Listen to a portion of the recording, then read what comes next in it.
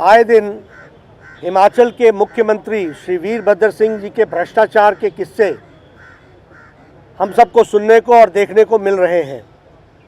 आज ही प्रेस में, मीडिया में एक सेक्शन में ये छपा है कि 6 बंद कंपनियां ने बहुत बड़ी रकम पहले वकामुल्ला चंद्रशेखर के नाम पर ट्रांसफ़र की और फिर चंद्रशेखर ने वीरभद्र सिंह जी के और उनकी श्रीमती जी के और उनके बेटे यानी मिस्टर वीरभद्र सिंह,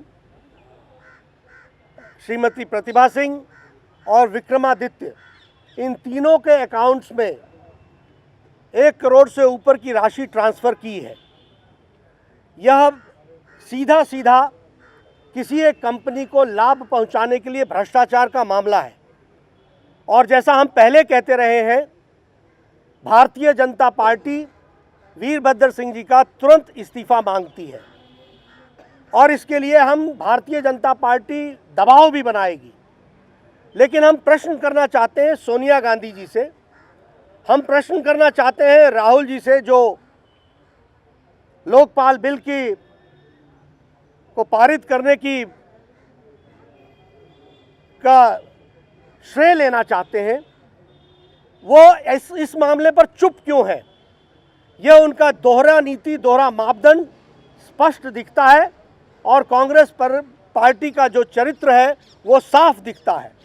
हम चाहेंगे कि वो तुरंत इसमें इंटरवीन करें और वीरभद्र सिंह जी से इस्तीफा मांगे और इस भ्रष्टाचार के विषय को पूरी की पूरी तरीके से जांच की जाए।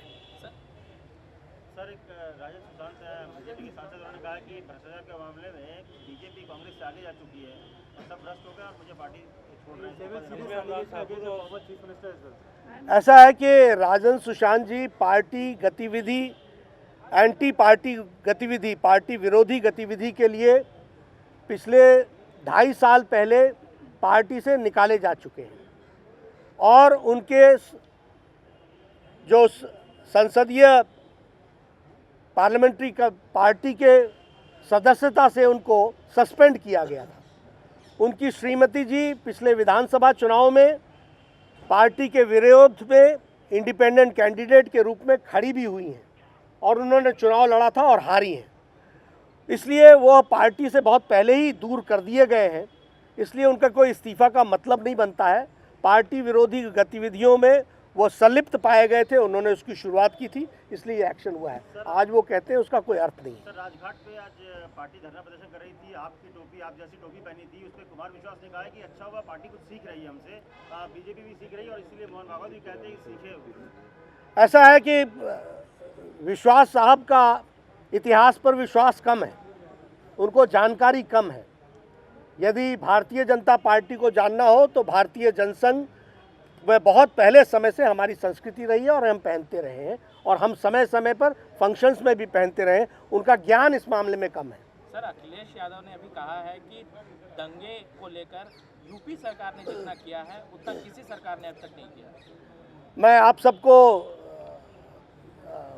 धन्यवाद भी देना चाहूँगा। पिछले 2 दिनों से आपने मीडिया में जिस तरीके से दिखाया है कि मुजफ्फरनगर में किस तरीके से बच्चे ठंड में ठिठुर रहे हैं, माताएं बहनें किस तरीके से उनके रहने की और उनकी किस तरीके से दुर्दय अवस्था है और उनकी कोई व्यवस्था नहीं है, और दूसरी तरफ सैफई में महोत्सव में किस तरीके से अखिलेश यादव खुद, मुलायम सिंह यादव और उनका सारा कुनबा मौज मस्ती के अंदाज में उसको एंजॉय कर रहा है।